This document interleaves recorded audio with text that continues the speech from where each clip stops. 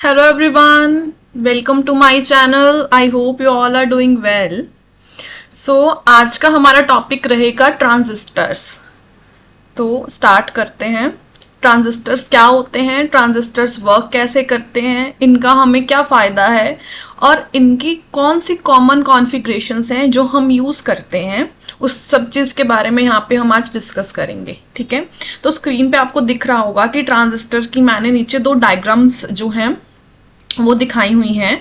एक में आप लोगों को दिख रहा है कि NPN लिखा हुआ है एंड दूसरे में PNP लिखा हुआ है. तो मतलब ये है क्या, ऑन द फर्स्ट पेज यहाँ पे जो NPN ट्रांजिस्टर या PNP ट्रांजिस्टर लिखा हुआ है ये है क्या. इस टॉपिक को पढ़ने से पहले आप लोगों को ये क्लियर होना चाहिए कि PN जंक्शन क्या होता है, PN जंक्शन की जो बाइसिंग होती है वो क्या होती है. ठीक है, तो हम उस अकॉर्डिंग ही मतलब इस टॉपिक को स्टार्ट करने से पहले ये मैं मान करके चल रही हूँ कि जो स्टूडेंट्स इसको देख रहे हैं उनको पता है कि what is the PN junction diode और वो फॉरवर्ड और रिवर्स बाइसिंग के अंदर किस तरह से वर्क कर रहा है. ठीक है, सो या लेट्स स्टार्ट. अब देखिए हम लोगों ने PN जंक्शन के अंदर या फिर यू कैन से कि P टाइप और N टाइप के अंदर हम ये सब कुछ पढ़ चुके हैं कि जो हमारे पास P टाइप सेमीकंडक्टर होता है और जो N टाइप सेमीकंडक्टर होता है उन दोनों के अंदर का जो मेन डिफरेंस है वो यही है कि P टाइप के अंदर जो मेजॉरिटी चार्ज कैरियर्स हैं वो होल्स हैं, जबकि in an N type semiconductor जो मेजॉरिटी चार्ज कैरियर्स हैं वो इलेक्ट्रॉन्स हैं. ठीक है, तो हमारे पास क्या है, हम नॉर्मल PN जंक्शन डायोड के अंदर क्या करते हैं, जब हम P टाइप और N टाइप को आपस में कनेक्ट करते हैं तो there will be a formation of the depletion region, क्योंकि हमारे पास holes in the P type moves towards the electrons in the N type and also electrons in the N type are moved towards the holes in the P type. तो जिसकी वजह से क्या होता है, हमारे पास एक जंक्शन का फॉर्मेशन होता है और उसको हम डिप्लीशन रीजन भी बोलते हैं. Depletion region is a layer of the immobile charges. ठीक है, ये सब चीज़ हम प्रीवियस लेक्चर में पढ़ चुके थे. नाउ अब हम ट्रांजिस्टर को जो यूज़ कर रहे हैं उसकी कॉन्फ़िगरेशन हम NPN भी यूज़ कर सकते हैं एंड PNP भी यूज़ कर सकते हैं.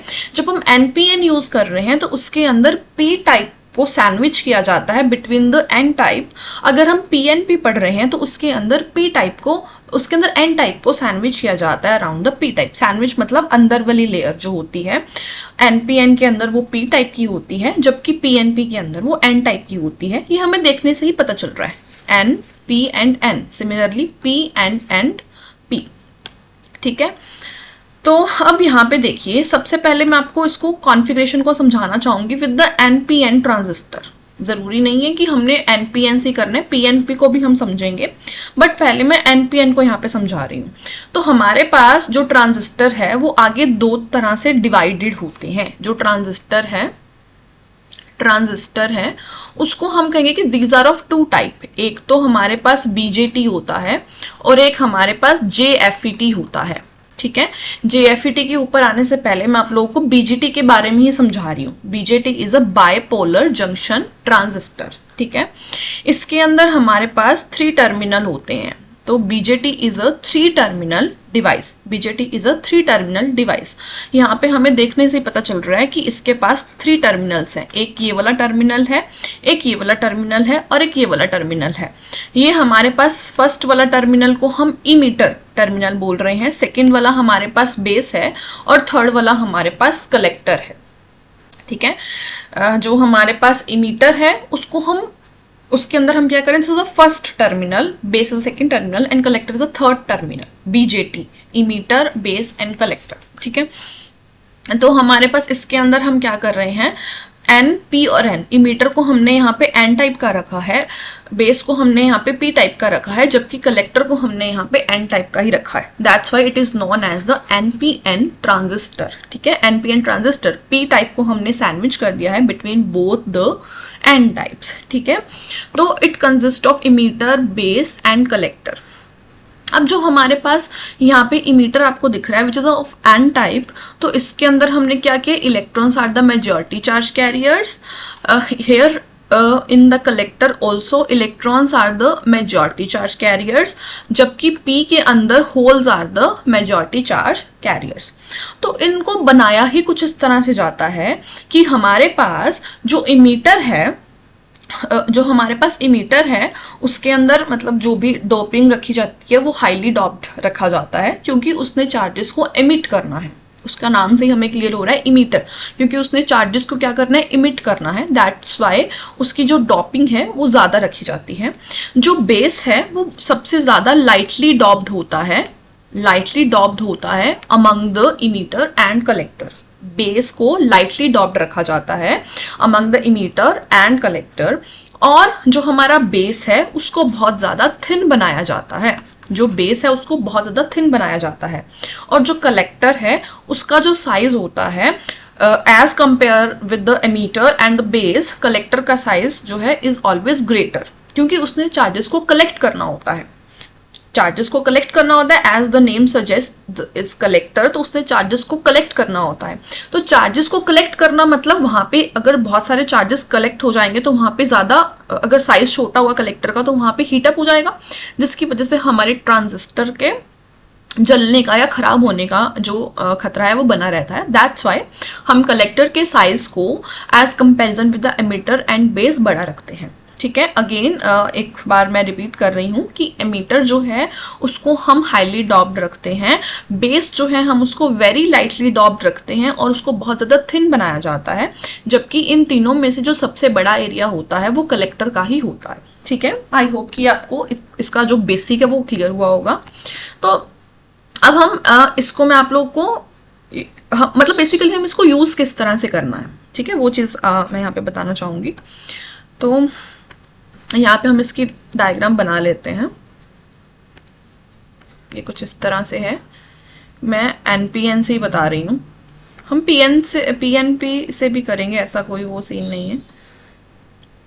तो ये देखिए, ये हमारे पास क्या होता है, this is the emitter region, this is the base region and this is the collector region। ठीक है, तो यहाँ पे हमारे पास क्या है, इसको हमने NPN रखा है, इसके अंदर मेजॉरिटी जो है वो इलेक्ट्रॉन्स होंगे।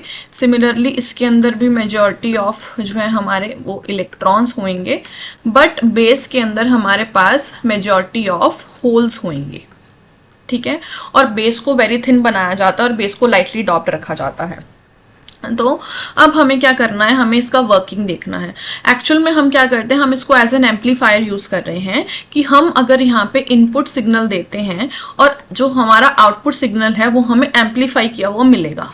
अगर हम इसको ये वाला इनपुट सिग्नल देते हैं तो जो हमारा आउटपुट सिग्नल हमें मिलेगा वो हमें एम्पलीफाई हुआ मिलेगा। ठीक है, जैसे जो डीजेस होते हैं या फिर हम माइक में बोलते हैं, है ना, तो आवाज़ जो है वो एम्पलीफाई होकर सुनाई देती है, तो उसके अंदर ट्रांजिस्टर्स लगे होते हैं। और भी बहुत कुछ होता है, बट एक मैंने बेसिक सा उसके अंदर एग्जाम्पल दिया है। तो हमें कुछ सिग्नल को इस तरह से जो है एम्पलीफाई किया हुआ मिलेगा।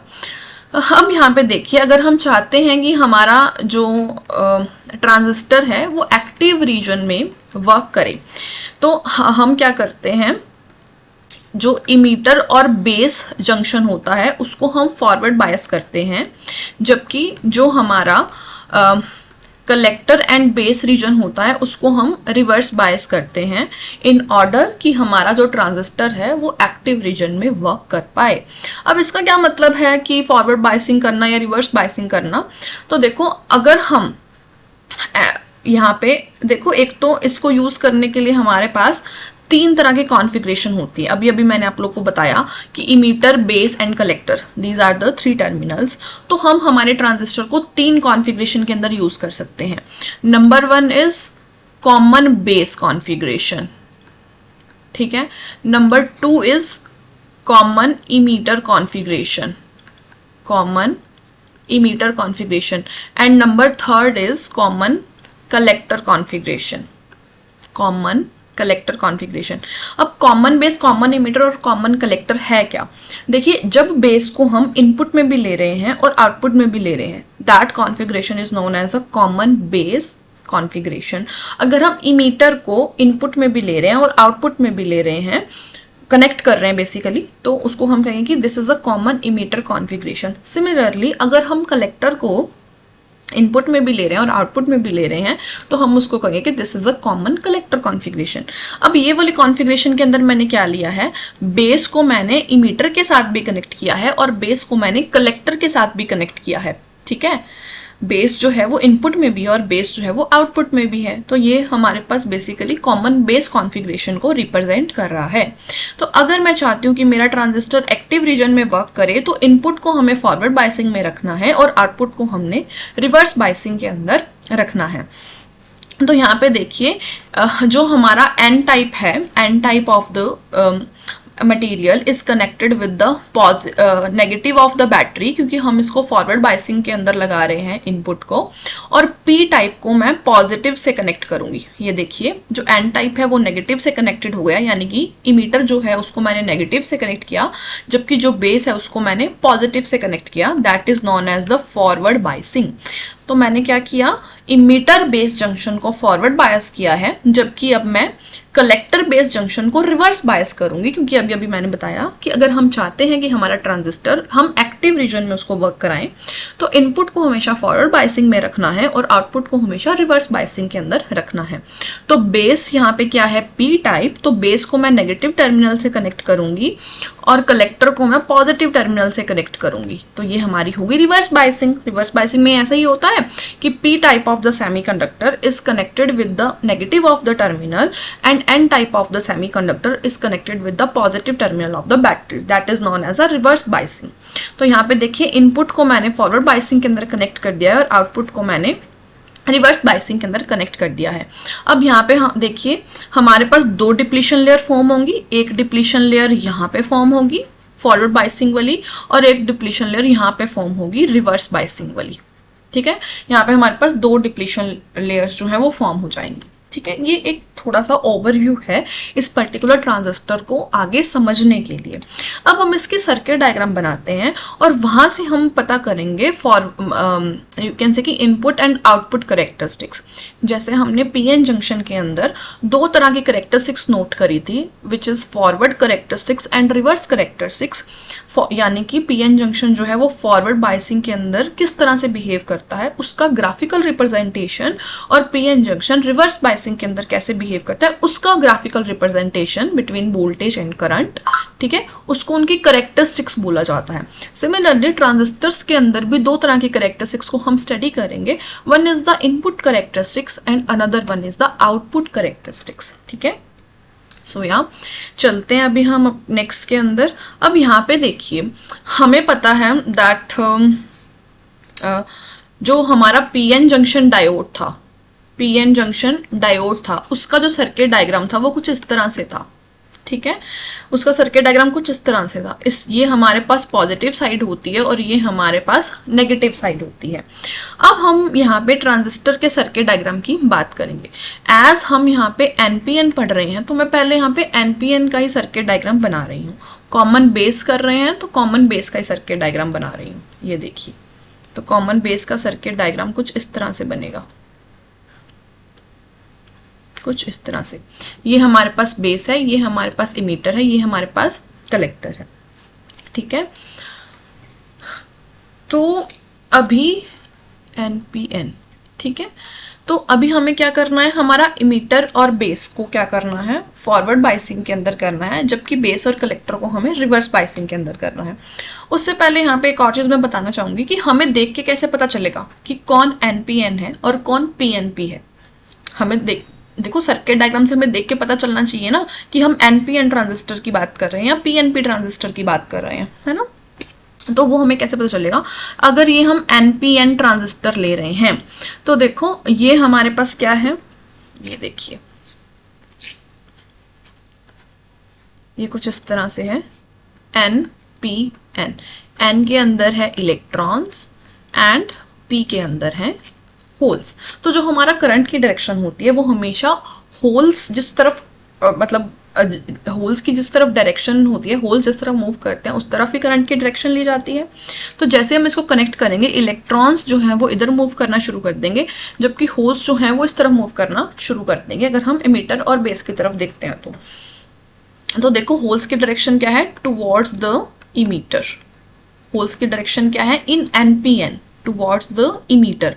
तो दैट्स वाई सर्किट डायग्राम के अंदर भी जो हमारा एरो बनेगा वो टुवर्ड्स द इमीटर बनेगा। अगर हमारा arrow in circuit diagram towards the emitter है तो वहां पे चाहे लिखा हो चाहे नहीं लिखा हो वो हमारा NPN ट्रांजिस्टर ही होगा।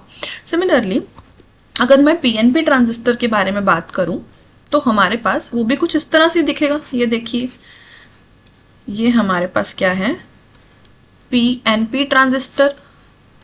P के अंदर होल्स होते हैं, holes,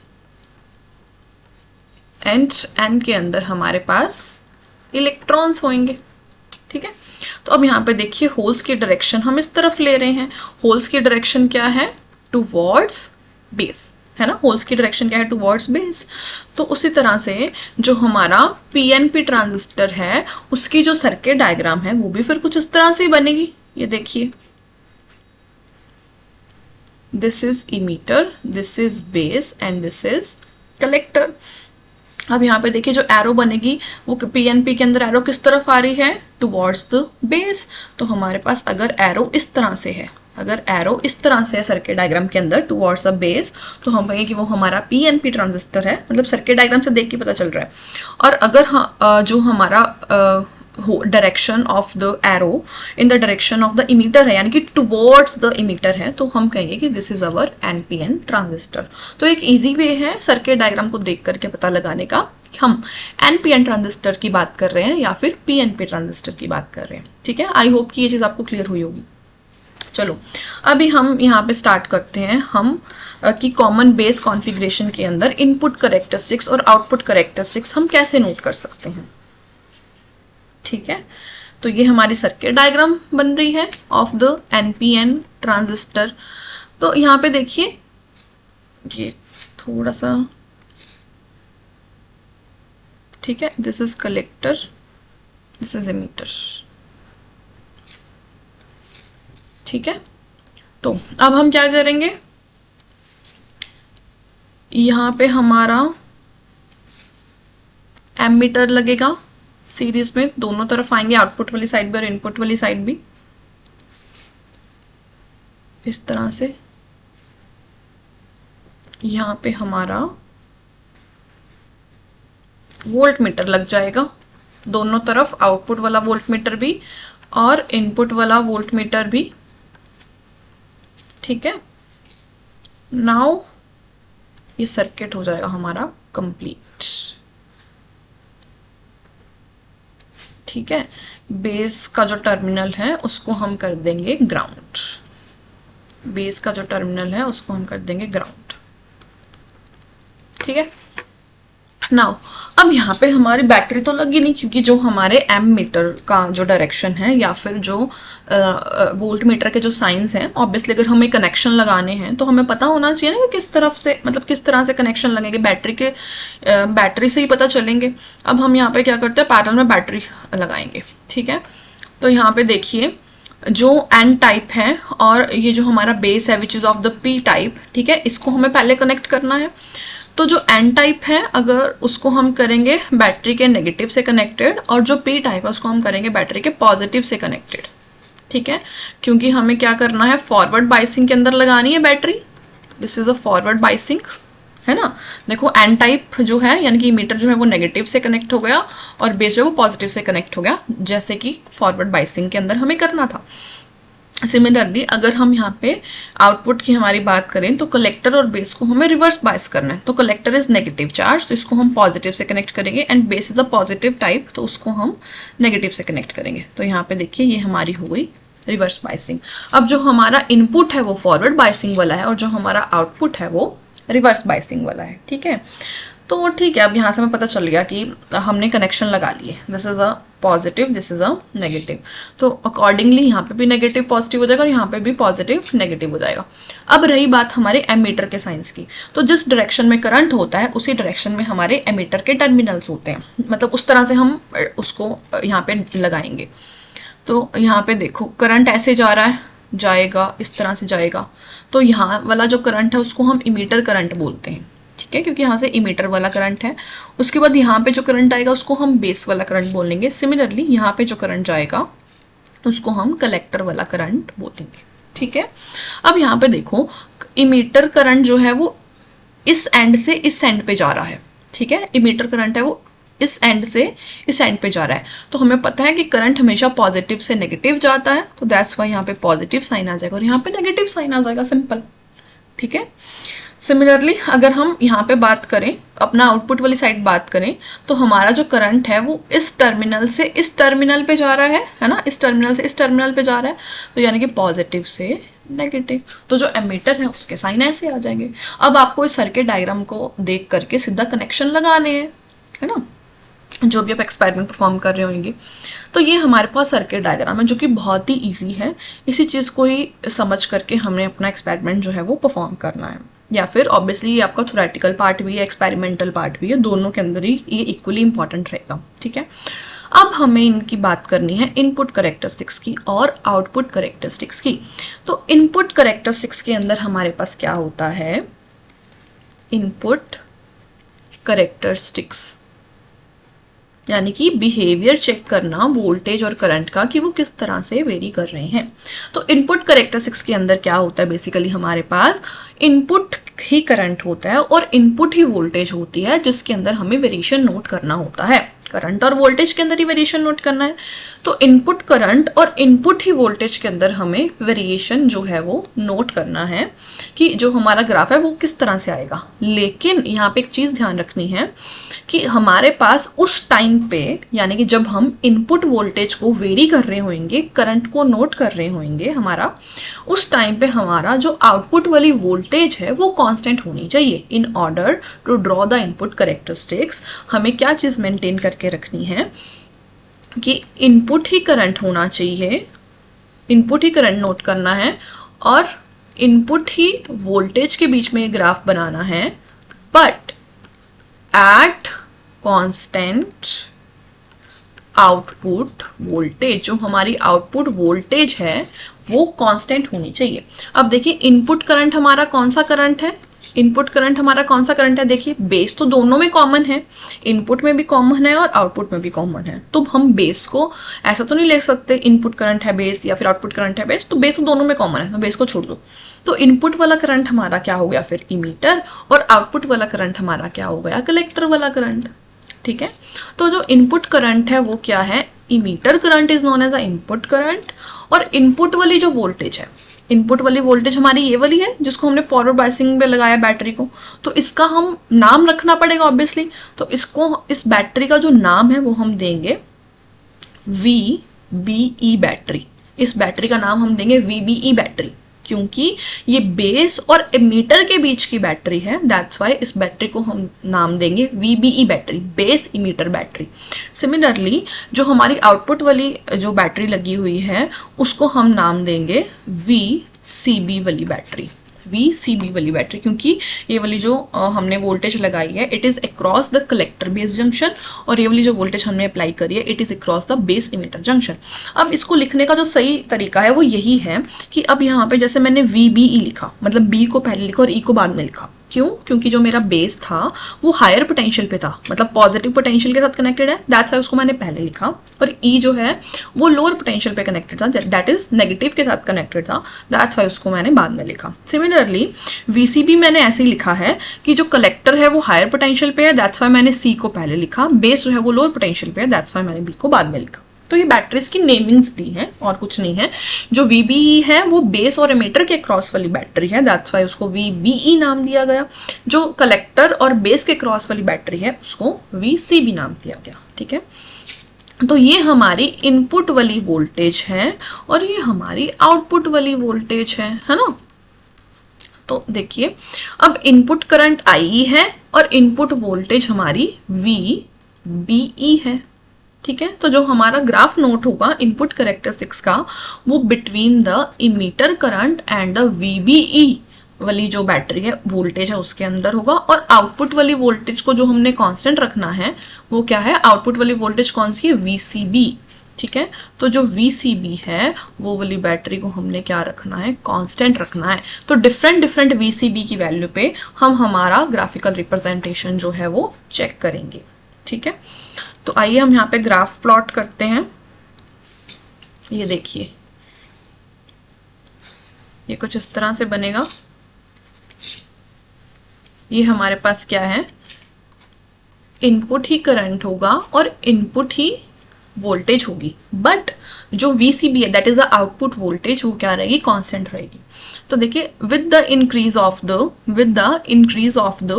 input voltage there is an increase of the emitter current. देखो, इसकी जो फॉरवर्ड बाइसिंग वाली कैरेक्टरिस्टिक्स है ऐसा ही था कि स्टार्टिंग में जो है with the increase of voltage current increase नहीं हो रहा है, क्योंकि हमारे पास जो पोटेंशियल बैरियर है, चार्जेस के पास उस बैरियर को क्रॉस करने की पावर जब तक नहीं आ जाती है ना, पोटेंशियल बैरियर यही था। ये हमारे पास पोटेंशियल बैरियर था, ये पीएन जंक्शन जब हमने पढ़ा था, ये हमारे पास पोटेंशियल बैरियर था, डिप्लीशन रीजन था जब हमने पीएन जंक्शन पढ़ा था। तो जब तक हमारे पास चार्जेस को इस बैरियर को क्रॉस करने की पावर नहीं आ जाती तब तक करंट नहीं आएगा, है ना। तो वही सेम चीज़ यहाँ पे हमने अप्लाई करी है कि जब स्टार्टिंग में हमारे पास चार्जेस के पास इतनी पावर नहीं है कि वो क्रॉस नहीं कर पाएंगे, तब तक क्या है, करंट जीरो ही रहेगा।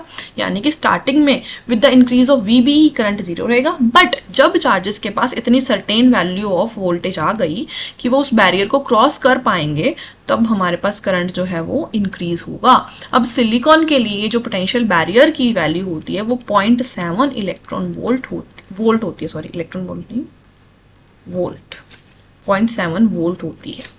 ठीक है, तो जब उनके पास सफिशिएंट अमाउंट ऑफ एनर्जी आ जाएगी तब जो है वो इंक्रीज कर जाएगा करंट। तो this is VCB is equals to, let's suppose कि 2 वोल्ट। VCB 2 वोल्ट पे हमने कांस्टेंट रखा, तो हमारे पास ये ग्राफ आया। ठीक है, अब क्वेश्चन ये है, चलो ये तो हमारे पास एक सिंपल ग्राफ आ गया। अब क्वेश्चन ये है कि अगर मैं VCB को और इंक्रीज करूंगी, VCB हमारे पास क्या है, रिवर्स बाइसिंग वोल्टेज है ना, जो VCB है it is a reverse voltage ना। तो अगर मैं इसको और इंक्रीज करती हूँ तो क्या ये जो स्लोप है, क्या जो ये स्लोप है वो इस तरह से आगे की तरफ बढ़ेगी या फिर इस तरह से पीछे की तरफ आएगी? ये हमें मतलब इन दोनों में से फर्स्ट वाला करेक्ट होगा या सेकंड वाला करेक्ट होगा, अब हमें ये चेक करना है। क्योंकि देखो VCB के डिफरेंट डिफरेंट वैल्यूज के ऊपर हम ग्राफ प्लॉट करेंगे ना, VCB के डिफरेंट डिफरेंट वैल्यूज के ऊपर हमें ग्राफ प्लॉट करना है और फिर हम चेक करेंगे कि यार जो ये मतलब फर्स्ट वाला हमारा प्लॉट सही आ रहा है या फिर सेकेंड वाला प्लॉट सही आ रहा है। क्योंकि VCB 1 वोल्टेज पे तो ले लिया, ठीक है। अगर मैं VCB को 3 वोल्ट करती हूँ तो ग्राफ जो है वो आगे की तरफ शिफ्ट हो रहा है या पीछे की तरफ शिफ्ट हो रहा है, या फिर अगर मैं VCB को 10 वोल्ट पे करती हूँ तो ग्राफ आगे की तरफ शिफ्ट होंगे या पीछे की तरफ शिफ्ट होंगे, ये हमें चेक करना है। उस चीज़ को पढ़ने के लिए आप लोगों को अर्ली इफेक्ट के बारे में पता होना चाहिए, ठीक है। वो उसके बारे में हम यहाँ पे अभी स्टडी करते हैं। देखिए अर्ली इफेक्ट क्या होता है, ये हमारे पास क्या है, डिप्लीशन रीजन है, सॉरी डिप्लीशन रीजन नहीं, मैं यहाँ पे PNP बना रही हूँ। ये हमारे पास N, ये हमारे पास P, ये हमारे पास N। N के पास मेजॉरिटी ऑफ इलेक्ट्रॉन्स हैं, सिमिलरली इस N के पास भी मेजॉरिटी ऑफ इलेक्ट्रॉन्स होंगे। ये हमारे पास इमीटर रीजन है, ये हमारे पास बेस रीजन है, ये हमारे पास कलेक्टर रीजन है, ठीक है। बेस के पास हमारे पास होल्स होंगे, बेस लाइटली डॉप्ड है, दैट्स व्हाई वहाँ पे चार्ज कैरियर्स कम है।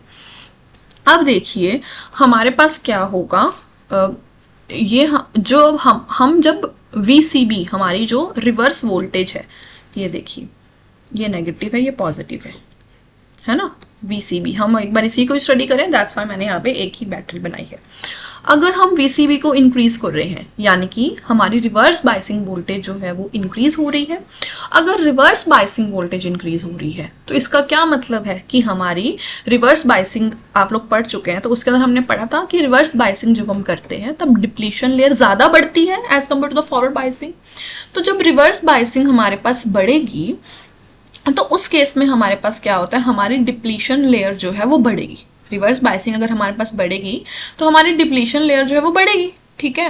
तो क्या हमें क्या देखने को मिला कि जो डिप्लीशन लेयर है वो बेस वाली साइड ज्यादा बढ़ रही थी as compare to the collector वाली साइड। देखो डिप्लीशन लेयर तो बनी, डिप्लीशन लेयर तो बनी, यहाँ पे क्या है नेगेटिव साइन आ जाएगा।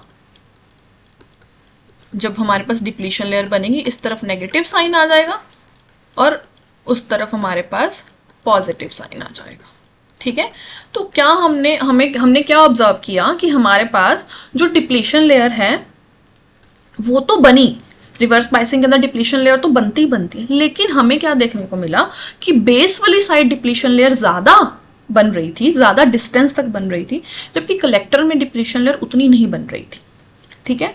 क्योंकि इसका रीजन क्या है, क्योंकि जो हमारा बेस है एक तो वो लाइटली डॉप्ड है, हमारा जो बेस है वो लाइटली डॉप्ड है, उसके अंदर जो चार्जेस हैं वो कम है, दैट्स वाई डिप्लीशन लेयर को वहां पे ज्यादा स्पेस मिल गई ऑक्यूपाई करने के लिए। कलेक्टर के पास ऑलरेडी बहुत ज्यादा चार्जेस थे तो उसको उतनी स्पेस नहीं मिली वहां पे, मतलब अपना जगह बनाने के लिए, ठीक है। बेस के अंदर ऑलरेडी स्पेस कम है, बेस के अंदर ऑलरेडी चार्जेस कम है, जिसकी वजह से उसको ज़्यादा स्पेस मिल गई कि वहाँ पे जाने के लिए, जबकि कलेक्टर के अंदर बहुत सारे चार्जेस हैं, दैट्स वाई उसको उतना स्पेस नहीं मिला अपना जगह बनाने के लिए। तो दैट्स वाई बेस के अंदर जो डिप्लीशन लेयर है वो हमें मतलब उसकी विड्थ ज़्यादा हो गई बेस के अंदर as compare to the collector, ठीक है। तो अब यहाँ पे क्या है, ये यहाँ से लेके यहाँ तक हमारी डिप्लीशन, यहाँ से लेके यहाँ तक हमारा विड्थ है ऑफ द बेस, ठीक है। तो ये हो गया हमारा W, इसको मैंने W से रिप्रेजेंट कर दिया, विड्थ ऑफ द बेस है ना, जहां पे यहाँ ब्लैक तक है वो क्या हो गया हमारा विड्थ ऑफ द बेस। और जो अब स्पेस रह गई है, जितनी स्पेस रह गई है ना, इतनी सी स्पेस रह गई है, ठीक है, इसको मैं नाम दे रही हूँ, इतनी सी स्पेस रह गई है जहां पे हमारे जो इमीटर के चार्जेस हैं वो क्या कर पाएंगे, रिकॉम्बिनेशन कर पाएंगे, है ना। इमीटर से जो चार्जेस हैं वो बेस में भी तो आएंगे, तो सिर्फ इतनी ही सी स्पेस ही रह गई है रिकॉम्बिनेशन करने के लिए। तो दैट्स वाई इसका नाम मैं लिख रही हूँ W इफेक्टिव, इसका नाम मैं लिख रही हूँ W इफेक्टिव। और जहाँ पे हमारे पास जो ये डिप्लीशन लेयर है उसको मैं नाम दे रही हूँ WB, ठीक है, उसको मैं नाम दे रही हूँ WB। जो बेस की विड्थ है उसको मैं नाम दे रही हूँ W, जो बेस की स्पेस रह गई है जहां पे हमारे पास डिप्लीशन लेयर नहीं है उसको मैं नाम दे रही हूँ W इफेक्टिव, और जहां पे डिप्लीशन लेयर है उसको मैं नाम दे रही हूँ WB, ठीक है। तो आई होप कि आपको दिख रहा होगा अच्छे से, ये देखिए, ठीक है, W इफेक्टिव और WB, ये तीन मैंने यहाँ पे नाम जो है वो लिख दिए, ठीक है। तो यहाँ पे देखिए जो हमारा W है it is equals to W effective plus WB, ठीक है, W is equals to W effective plus WB, ठीक है।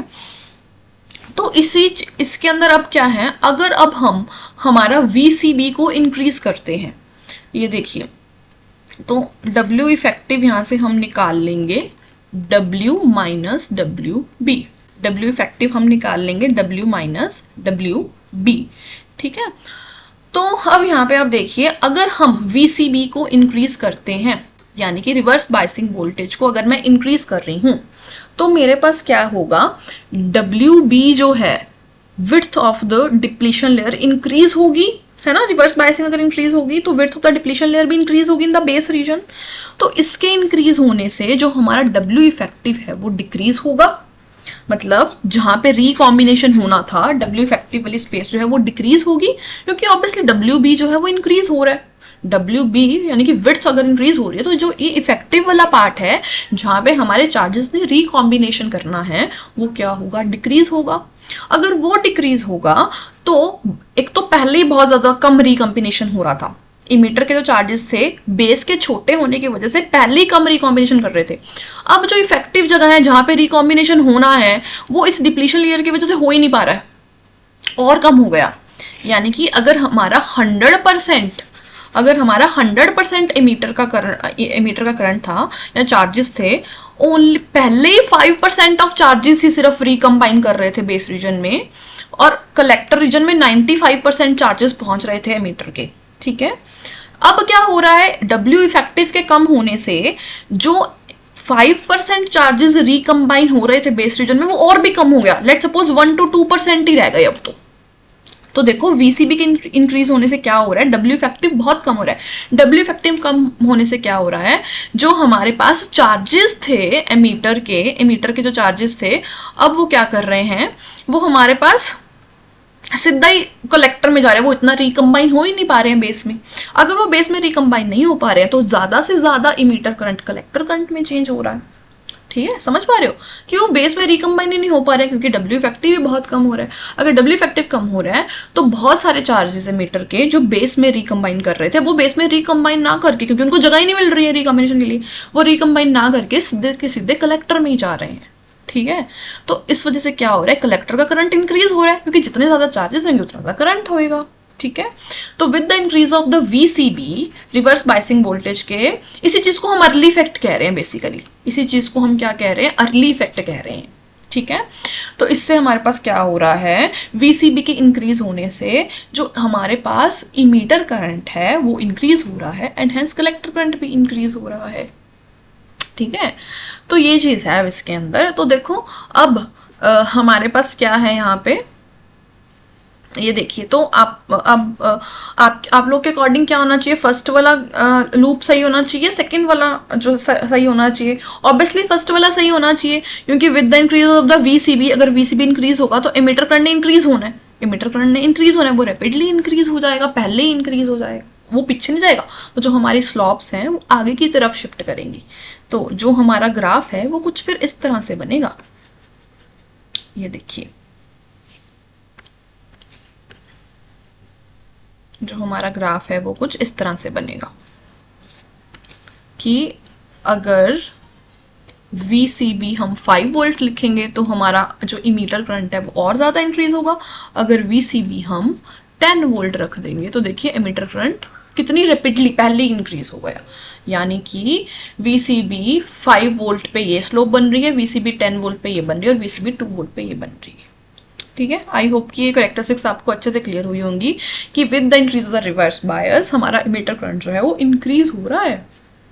ठीक है, तो this is the input characteristics of the transistor, this is the input characteristics of the transistor, input characteristics of the transistor. ठीक है, देखिए यहाँ से आपको अगर मैथमेटिकली भी बताऊं तो जो हमारा इमीटर करंट है वो base current plus collector current है। इमीटर करंट जो है वो base current plus collector current है ना, इमीटर करंट जो है वो बेस और कलेक्टर दोनों से ही बना है।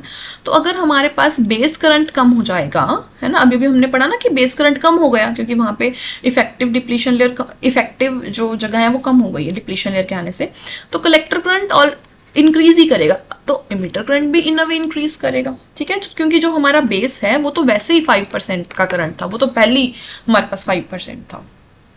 ठीक है, तो ये इक्वेशन भी आप लोगों को याद रखनी है, इससे क्या है चीजें इजी हो जाएंगी। सो या this is the input characteristics. अब हम आउटपुट कैरेक्टरिस्टिक्स हमारे नेक्स्ट लेक्चर के अंदर देखेंगे। आई होप कि ये लेक्चर आपको क्लियर हुआ होगा। Thank you so much. अगर कोई डाउट हो तो आप कमेंट सेक्शन के अंदर ज़रूर पूछ सकते हैं। या